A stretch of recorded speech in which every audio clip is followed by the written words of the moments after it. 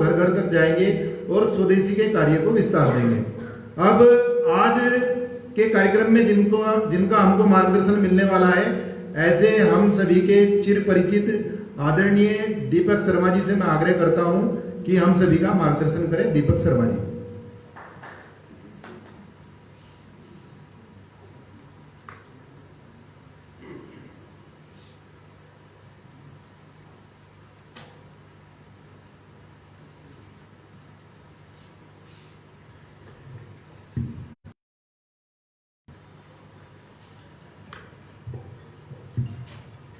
स्वदेशी जागरण मंच उत्तरांचल प्रांत के 2 दिवसीय प्रांत विचार वर्ग में मंच पर आसीन। फिर चिमटे से शेर भागते हैं। जब हमारा अधिष्ठान स्पष्ट होता है, हमारा विचार स्पष्ट होता है और हमें संतोष होता है कि यह करना ही चाहिए, तो फिर चिड़िया बाज से लड़ जाती है। तो आप उस प्रकार के कार्यकर्ता हैं। क्योंकि यह जनसभा नहीं है तो जरूरी नहीं है कि धारा प्रवाह भाषण ही दिया जाए। कहीं धारा प्रवाह, कहीं दिल से बोलना, कहीं दिमाग से बोलना और कहीं देखकर पढ़कर बोलना, ये चारों प्रकार का सम्मिश्रण रहेगा। कार्यकर्ता बंधुओं, यह दुनिया हवा में नहीं चलती। दुनिया को चलाने का एक तरीका है। जिस प्रकार से घर को चलाने का तरीका है, घर हवा में नहीं चलता। एक निश्चित आमदनी होती है, फिर वो आमदनी घर पे लाके फिर माता उसको ठीक से संजोना और खर्चों की प्रायोरिटी के हिसाब से खर्च करना, भविष्य के लिए संचय करना, कोई अचानक आपदा आ जाए तो उसके लिए रखना, बच्चों के भविष्य के लिए रखना, वगैरह वगैरह। इसी प्रकार से दुनिया चलती है। लंबे समय से इस बात को लेकर विश्व में एक चर्चा चल रही है कि ये दुनिया कैसे चलाई जाए।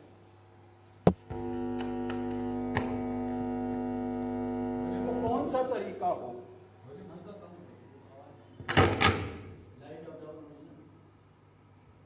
वो कौन सा तरीका हो जिससे वैश्विक स्तर पर दुनिया को चलाने का तरीका बने और उस वैश्विक स्तर पर सभी देशों की सहमति बनकर फिर उस तरीके की स्थूल सहमति के साथ सभी देश अपने अपने यहां वो नीतियां बनाएं, लागू करें और अपने अपने देशों में भी वो उसी तरीके से अपने देश को चलाएं। एक लंबे समय से ये चर्चा चल रही है। भारत में अगर हम बहुत अतीत में ना जाएं तो पिछले 50-100 वर्षों में दुनिया को अगर हम देखें तो अनेक चर्चाएं चली। एक व्यवस्था आई, औपनिवेशिक व्यवस्था, कि कुछ देश दुनिया के देशों पे राज करेंगे, उनके संसाधनों को लूटेंगे और ले जाएंगे। फिर कुछ व्यवस्था आई कि अब उन देशों पे राज करना संभव नहीं है, तो राज करते हुए उन्हीं के लोग दिखाई दें, किंतु नीतियां वही रहे जो पहले ही थी। मतलब विकसित देश विकासशील देशों के संसाधनों का दोहन करते रहे, उनके व्यापारों पे कब्जा करते रहे। उसमें भी फिर आगे सोच बनी दुनिया कैसे चले, तो बनी दुनिया चले सर्वाइवल ऑफ द फिटेस्ट से। मतलब दुनिया चलाने का जो मूल अधिष्ठान रहेगा, मूल सोच रहेगी, और उस सोच में से फिर सभी तंत्र, व्यवस्थाएं, नीतियां, उनको लागू करवाने के लिए अफसरों का, तंत्र का चयन, वो सब फिर उसी प्रकार का रहेगा। तो एक सोच बनी सर्वाइवल ऑफ द फिटेस्ट। दुनिया ऐसे चलेगी कि सबसे ताकतवर जिएगा। उस सोच में से फिर वो तंत्र निकला। वो तंत्र निकला विश्व व्यापार संगठन। उसमें दुनिया के विकसित और ताकतवर देशों ने यह निर्णय किया सर्वाइवल ऑफ द फिटेस्ट, और देशों से बातचीत की। बातचीत के दौरान उन्होंने सब बात अलग दिखाई। इससे आपका लाभ होगा, इससे आपके रोजगार बढ़ेंगे, इससे आपका पर्यावरण शुद्ध होगा, इससे आपके परिवारों में खुशहाली बढ़ेगी, इससे आपका व्यापार और अर्थव्यवस्था सब मजबूत होंगी। लेकिन वास्तव में उसका जो स्थूल सोच थी वो थी सर्वाइवल ऑफ द फिटेस्ट। उस सोच में से जो औजार निकला वो WTO निकला। और 30 वर्ष पहले भारत ने भी WTO का समझौता स्वीकार करके, और हम भी अपना देश इस तरीके से चलाएंगे जिस तरीके से WTO दुनिया को चलाने की नीतियां तय करेगा। उससे पहले मैं थोड़ा संदर्भ से हटके, हर देश की एक अपना तरीका होता है देश चलाने का। दो काम हर देश की सरकार करती ही करती है, दुनिया के हर देश की सरकार करती है। पहला काम, लोगों के जान माल की रक्षा के लिए सीमा पर सेना लगाना। अपने देश के लोगों की जान की रक्षा के लिए सीमा पर सेना लगाना। और दूसरा काम, अपने लोगों के रोजगार की रक्षा के लिए विदेश से आने वाले माल पर टैक्स लगाना या विभिन्न प्रकार के प्रतिबंध लगाना, ताकि उसका अपने देश में आगमन एक रिस्ट्रिक्टेड तरीके से रहे, एक बाधित तरीके से रहे, निर्बाध फ्री फ्लो उसकी कंपनियों का, उसके माल का वो ना हो। उसके पीछे मूल सोच होती है कि जब विदेश का माल हम आने में कुछ बाधाएं लगाते हैं, तो वो बाधा लगाने से जहां एक और हमें भारी टैक्स की आमदनी होती है, तो दूसरी ओर हमारे लोगों के रोजगार की रक्षा हो। उदाहरण के लिए भारत को ही देखिए हम, तो भारत में सरकार 4 स्तर पे नौकरी देती है। केंद्र सरकार, राज्य सरकार, जहां 10 लाख से ऊपर की आबादी है वहां नगर निगम या स्थानीय निकाय, और चौथा पब्लिक सेक्टर अंडरटेकिंग्स जैसे बैंक है या इंडियन ऑयल कॉर्पोरेशन। 4 स्तर पे सरकारी नौकरी मिलती है। और स्टॉक मार्केट की जो लिस्टेड कंपनियां हैं 5-6 हजार, ये दोनों लोग सरकार और संगठित क्षेत्र जिसे कॉर्पोरेट वर्ल्ड बोलते हैं, जिनको जोड़ लें तो ये कुल 3 करोड़ 80 लाख लोगों को रोजगार देते हैं। भारत की आबादी 138 करोड़, 15 वर्ष से 64 वर्ष की आबादी 92 करोड़ 80 लाख, और ये संगठित क्षेत्र रोजगार देता है 3 करोड़ 80 लाख लोगों को। तो जब बाकी रोजगार कौन देता है, तो बाकी रोजगार 2 सिद्धांतों पे मिलता है। अपनी बुद्धि, अपनी पूंजी, अपनी मेहनत, अपना जोखिम। इस आधार पर देश के करोड़ों लोग कारोबार करते हैं, और उस कारोबार में अधिकांशतः जो है, जहां है, जैसा है, उस आधार पर वो करोड़ों लोगों को रोजगार देते हैं। अब देखिएगा, 92 करोड़ 80 लाख लोग 15 से 65 वर्ष के हैं, केवल 3 करोड़ 80 लाख लोगों को यह संगठित क्षेत्र रोजगार देता है।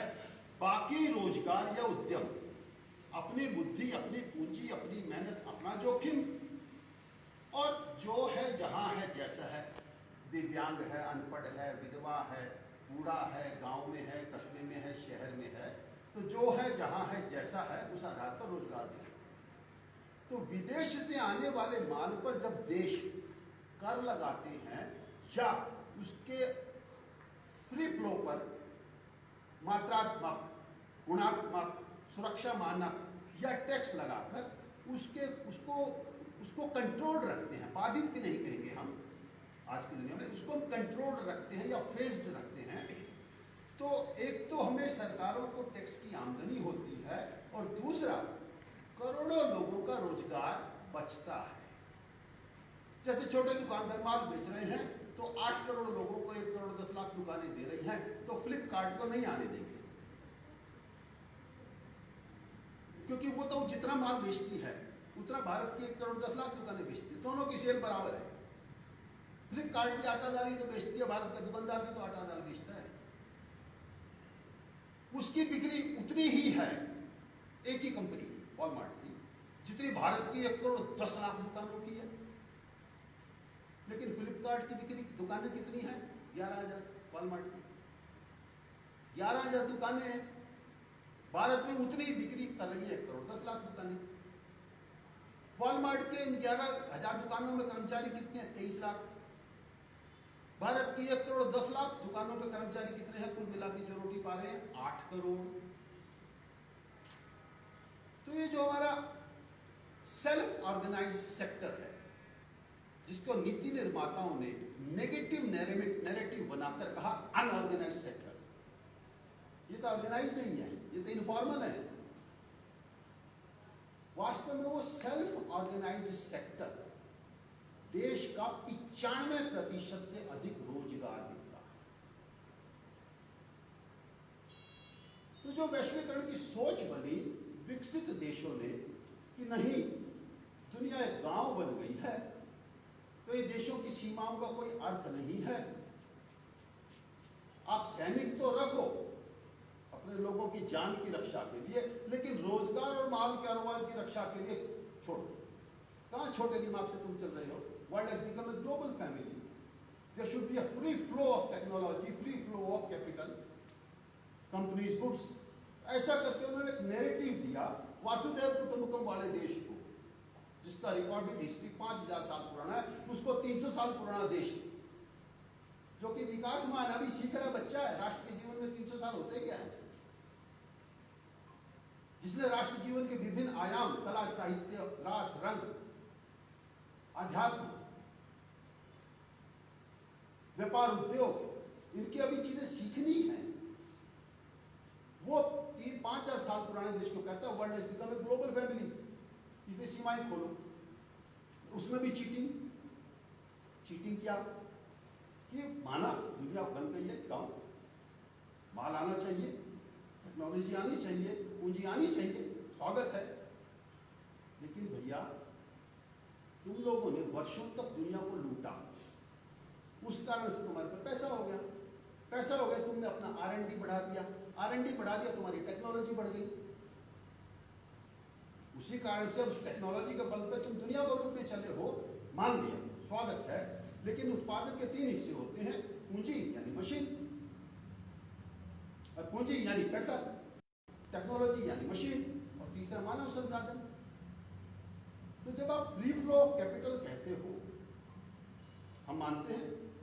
जब आप फ्री फ्लो ऑफ टेक्नोलॉजी कहते हो, हम मानते हैं, लेकिन वो तुम्हारे स्ट्रेंथ एरिया है। बाघ की अपनी अलग ताकत है, हाथी की अपनी अलग ताकत है। हाथी की ताकत बल है, बाघ की उसकी चपलता है, उसके नाखून है, उसके दांत है। तो हर एक की अपनी अपनी स्ट्रेंथ है। तो हमारी स्ट्रेंथ है मानव संसाधन, और उत्पादन के 3 ही हिस्से होते हैं, पूंजी, श्रम और टेक्नोलॉजी। तो जो तुम्हारा स्ट्रेंथ एरिया है, उसमें चाहते हो कि दुनिया खुल जाए और तुम कहीं भी जाकर शिकार करो। लेकिन हमारा स्ट्रेंथ एरिया मानव संसाधन, तो free flow of human resource क्यों नहीं? उस पर वीजा क्यों? उस पर वीजा की फीस क्यों? तो कुल मिला के 1991 में छल पूर्वक विकसित देशों ने दुनिया को चलाने का एक तरीका तय किया और लोगों को भ्रमजाल दिखाकर दुनिया के देशों को हस्ताक्षर करवा लिए, और अपने स्ट्रेंथ एरिया पर वो दुनिया भर में खेलकर दुनिया को लूट रहे हैं। और वो लूट क्यों रहे हैं? मनुष्य वो भी है, मनुष्य हम भी हैं। संसार में वो भी आए हैं, संसार में हम भी आए हैं। संसार से उनको भी जाना है, हमें भी जाना है। उनके सारे वही अंग हैं जो हमारे हैं। तो वो मूल सोच क्या है जिसके कारण से वो ऐसा कर रहे हैं?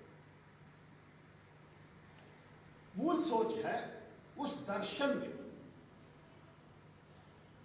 क्या है कि एक सोच होती है, वो आपकी सभ्यता, संस्कृति और दर्शन से निकलती है। उस सोच के जब आप चीजें तय कर लेते हो तो उसके हिसाब से फिर औजार निकलता है, जैसे WTO। उस चीजों को लागू करने के लिए फिर उसकी नीतियां और संस्थाएं बनती हैं, और उनको लागू करने के लिए फिर आईएएस और ये सुरक्षा मिनिस्ट्रियल स्टाफ में ये सब चयन करने का तंत्र बनता है। उनकी जो मूल सोच है, जो वैश्वीकरण का दर्शन, वसुधैव कुटुंबकम का नहीं, वैश्वीकरण दुनिया का बाजार है, वो मनुष्य को आर्थिक और भौतिक जीव मानती है कि मनुष्य इस जमीन पे आया है भोजन प्रजनन निद्रा इसीलिए आया है, और ये खूब करे, भोग, अत्यधिक भोग, और इसके लिए पैसा चाहिए, अत्यधिक भोग के लिए पैसे चाहिए। तो वो सोच जो उनकी निकली है, वो उनके दर्शन से निकली है कि मनुष्य आर्थिक और भौतिक जीव है, इसलिए सर्वाइवल ऑफ द फिटेस्ट रहेगा, जो ताकतवर होगा वो लूटेगा और खाएगा। भारत के दर्शन में क्या है, हम मानते हैं मनुष्य भौतिक जीव है ना, काम क्रोध मद मोह लोभ इन आवेशों से वो आवेशित होगा, ये सत्य है, हम इसको नकार कैसे सकते हैं, हम मनुष्य ही तो हैं, उसने बना के भेजा है। मनुष्य भौतिक जीव है, और वो भौतिक जीव होने के कारण उसे पैसा चाहिए, तो वो आर्थिक जीव भी है। लेकिन भारत का चिंतन, क्योंकि हम हजारों वर्ष पुरानी कभी ना नष्ट होने वाली सभ्यता है, हमारा चिंतन इससे आगे विकसित हुआ है। एक राष्ट्र के रूप में जितने राष्ट्र के आयाम होते हैं, मानव जीवन के आयाम होते हैं, समाज जीवन के जितने डायमेंशंस होते हैं, उन सभी डायमेंशंस में हमने सोचा है, अनुभूतियां हुई हैं, उन अनुभूतियों को लिपिबद्ध किया है, और वो हर काल में परखी हुई अनुभूतियां हैं, जांची है, परखी है, खरी हुई, और उसी को मानते हैं कि ये सनातन विचार है। सनातन मतलब जो कभी खत्म ही नहीं होता, अनादि से अनंत का विचार है, वो हमेशा अगली पीढ़ी को और समृद्ध होकर देता है। तो हमारा ये चिंतन है कि हम मनुष्य को सिर्फ आर्थिक और भौतिक जीव नहीं मानते। मनुष्य की जब भौतिक कामनाएं पूरी हो जाती हैं, और उनको कामनाओं को पूरी करने के लिए जब आर्थिक कामनाएं भी पूरी हो जाती हैं, मतलब भगवान की पूजा करनी है तो अगरबत्ती खरीदनी है तो पैसे चाहिए, वो पैसे तो कमा के ही आएंगे। लेकिन अगरबत्ती जलाना हमारा लक्ष्य नहीं है, अगरबत्ती जला के भगवान की पूजा करना वो लक्ष्य है। तो आर्थिक जीव, भौतिक जीव मनुष्य है, लेकिन जब उसकी ये कामनाएं पूरी हो जाती हैं तो मनुष्य सामाजिक जीव है। फिर वो अपने चारों तरफ के परिवेश, परिवार, कुल, समाज, देश, राष्ट्र, मानवता, वसुधैव कुटुंबकम, मनुष्य सामाजिक जीव भी है, और उससे भी फिर आगे जब उसकी वो कामना भी पूरी हो जाती है तो मनुष्य आध्यात्मिक जीव भी है। धर्म अर्थ काम धर्म अर्थ मोक्ष, ये जो है इससे धर्म अर्थ काम मोक्ष, मतलब ये सब चीजें करते हुए ईश्वर में लीन हो, क्योंकि हमारा चिंतन है इसी योनि में हम भगवान को प्राप्त कर सकते हैं। 84 लाख योनि में केवल यही है। तो हमारा जो मूल स्थूल विचार है, हम मनुष्य को आर्थिक, सामाजिक, भौतिक, आध्यात्मिक जीव मानते हैं, और इस कारण से जीवन के परम लक्ष्य को प्राप्त करने के लिए धर्म से अधिष्ठित रखते हुए काम और अर्थ की सभी गतिविधियों को हमारा मूल चिंतन वो है। तो हमारा जो आर्थिक विचार है, अर्थव्यवस्था का जो विचार है, वो उस सोच में से निकलता है। तो उसमें से फिर तंत्र और व्यवस्थाएं निकलती हैं, उद्योग, व्यापार, नीतियां, बाकी सब जीवन के आयाम के तंत्र, व्यवस्थाएं, नीतियां, और उनको लागू करने वाले लोगों को चयन का तंत्र वो कैसा होगा। स्वदेशी की अवधारणा में मोटे तौर से दो बिंदु हैं, मनुष्य आर्थिक भौतिक जीव, या मनुष्य आर्थिक भौतिक सामाजिक और आध्यात्मिक जीव। ये स्थूल सोच से जो विचार निकलते हैं उनको लागू करने के तंत्र विभिन्न होते हैं। हमारी सोच में से जो विचार निकलता है वो अनादि से अनंत का विकास, वो निकलता है। ये जो वैश्वीकरण की सोच है, अत्यधिक उपभोग, इसमें से जो विचार निकलता है, तो उस विचार का अंतिम लक्ष्य क्या होता है। स्टीफन हॉकिंस जो हमारे ही युग के वैज्ञानिक थे, उन्होंने कहा जिस तरीके से हम प्रकृति का, मनुष्य का इस पृथ्वी का दोहन कर रहे हैं, यह पृथ्वी 200 साल तक चलेगी नहीं। और आज हम देख रहे हैं अमेरिका, जो इस विचार का जनक है, जिसने पूरे विचार को स्ट्रक्चर दिया है, शेप दिया है, इम्प्लीमेंट करवाया है, उसका अर्थ ओवरशूट डे। अर्थ ओवरशूट डे होता है कि पृथ्वी माता ने वर्ष भर में अपने गर्भ में कितने खनिज और संसाधन बनाए। वायु की शुद्धता हमको ही बनाते हैं, पृथ्वी बनाती है। जल की मात्रा और शुद्धता प्रकृति तय करती है। धरती के भीतर के खनिज पृथ्वी तय करती है। भूमि की उर्वरता पृथ्वी तय करती है। वनस्पति की गुणवत्ता, बीजों की गुणवत्ता, उनकी पौष्टिकता, उनका बल पृथ्वी तय करती है। तो ये पृथ्वी वर्ष भर में जितने संसाधन बनाती है, अमेरिका उन संसाधनों का उपभोग 15 मार्च तक कर लेता है। कहने का मतलब पृथ्वी ने कितने संसाधन बनाए और मनुष्य ने कितने संसाधन उपयोग किए। अगर वो 12 महीने के हिसाब से एक साल में जितने बने और एक साल में जितने हमने उपभोग धरती से निकाल लिए, अगर वो 12 महीने बना 12 महीने है तो 0 और शुद्ध डे होगा। पृथ्वी 365 दिन में जितने संसाधन बनाती है, अमेरिका उतने संसाधनों का दोहन 15 मार्च तक कर लेता है, 2.5 महीने। मतलब उसके तरीके से अगर हम विकास करेंगे तो हमें 5 पृथ्वी चाहिए। हर साल अर्थ ओवरशूट डे घटता जा रहा है। भारत ने भी 30 वर्ष में ये किया। हम जब स्वतंत्र हुए, हमारा अर्थ शूट डे था 13 महीने का। मतलब 1 महीने का हम भविष्य की पीढ़ियों के लिए छोड़ते थे। इन 30 वर्षों में हमारा अर्थ ओवरशूट डे हो गया है 1 अगस्त। जब हमने वैश्वीकरण अपनाया 30 वर्ष पहले, तब हमारा था 30 नवंबर। तो ये जो विचार है अत्यधिक उपभोग करना और उसके आधार पर सारा डेवलपमेंट का मॉडल बनाया जाए, वो चलने वाला नहीं है। वो मनुष्य को दोहन करता है, वो जीवों का दोहन करता है, वो प्रकृति का दोहन करता है, और वो लंबे समय तक फिर वो चलेगा नहीं। आज भूमि बंजर हो रही है। 200 करोड़ हेक्टेयर, ये लेटेस्ट आंकड़ा है, संयुक्त राष्ट्र संघ का है, 5 दिन पहले का है। 200 सस्टेनेबल डेवलपमेंट गोल्स, जो वैश्वीकरण की जो मुख्य चर्चाएं होती हैं, जब तो उसमें ये बातें कही जाती है। वास्तव में इन नीतियों से सस्टेनेबल डेवलपमेंट, इंक्लूसिव डेवलपमेंट है ही नहीं। वो हमारे चिंतन में है अक्षय विकास, सर्वसमावेशी विकास, जिसको प्रधानमंत्री जी ने कहा सबका साथ सबका विकास। तो विकास की जो पहली सोच है, अगर उसको हम संक्षेप में कहें, उसका अंतिम परिणाम क्या आता है?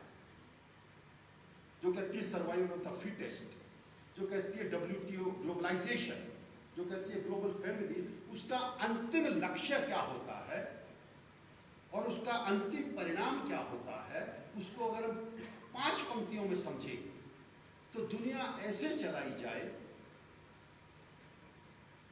कि पूरी पृथ्वी के समस्त रोजगार, उद्योग, व्यापार और प्राकृतिक संसाधन, खेत, पानी, फसलें और जितने भी खनिज, इन पर कुछ कंपनियों का स्वामित्व। यानी पूरी दुनिया में अगर हम कहें तो कुछ 100,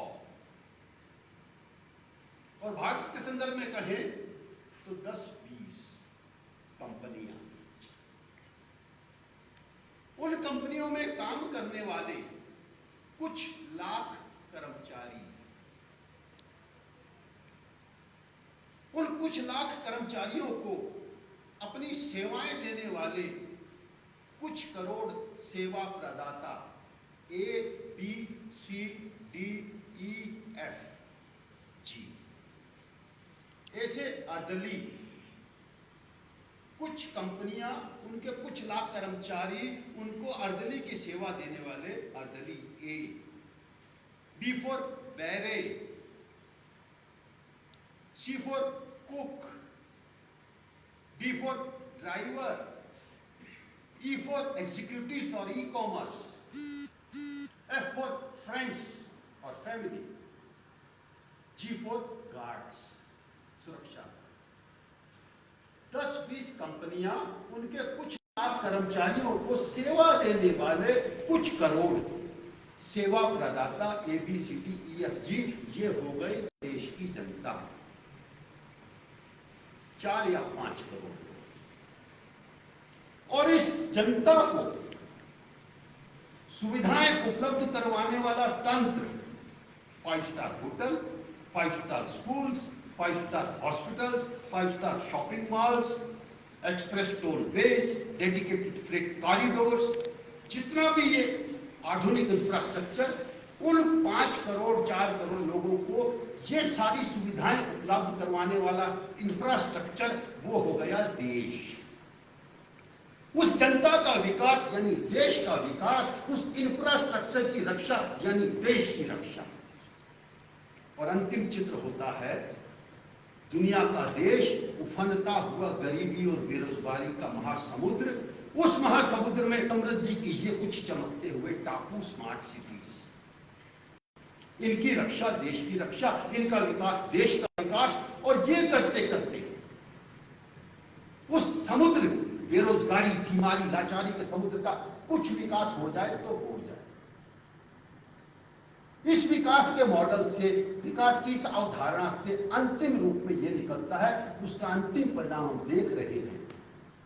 एक संवेदनशील प्रधानमंत्री, एक ईमानदार प्रधानमंत्री, एक मजबूत सरकार और देश के लिए अपना सर्वस्व न्यौछावर देने की भावना के बावजूद, क्योंकि तंत्र 30 वर्षों से ऐसा फंस गया है, एक चक्रव्यूह में फंस गए हैं कि आज 90 करोड़ लोगों को जिंदा रखना है तो मुफ्त राशन देना। और यह गारंटी भी तब तक है जब तक ये संवेदनशील प्रधानमंत्री, इन्होंने कहा कि मैं अपने प्रधानमंत्री रहते मैं किसी को भूखा मरने नहीं दूंगा, मुफ्त राशन देना पड़े दूंगा, और तब तक हालात को सुधार करने की मैं कोशिश करता रहा। तो ये जो विकास का जो वैश्वीकरण का मॉडल है, ये चलने वाला नहीं है, लोक कल्याणकारी नहीं है।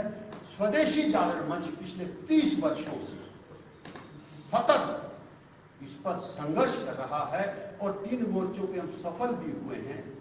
कहीं हमने इसके आक्रमण को रोका है, कहीं जीते हैं और कहीं इसकी गति को धीमा किया। हम हवा में बात नहीं कर रहे, हमारे पास एक विजन है और हमें विश्वास है कि वो विजन संभव है, वो व्यवहारिक है, वो हो सकता है।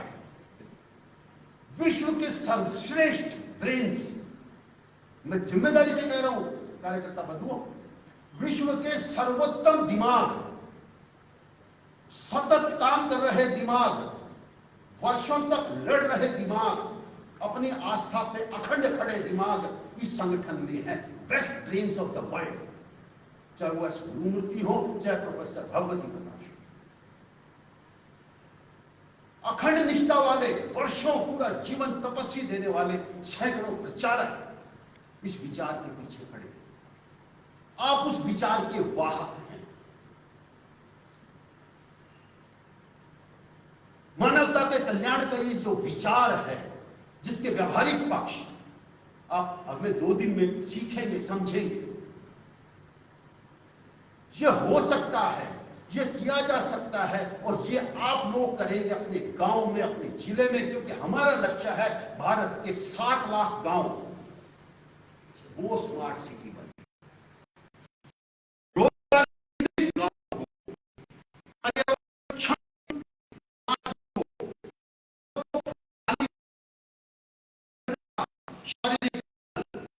कौशल, न्यायकारी विकास व्यवस्था देने वाला तंत्र, वो आपने 7.5 लाख गांवों में खड़ा करना है।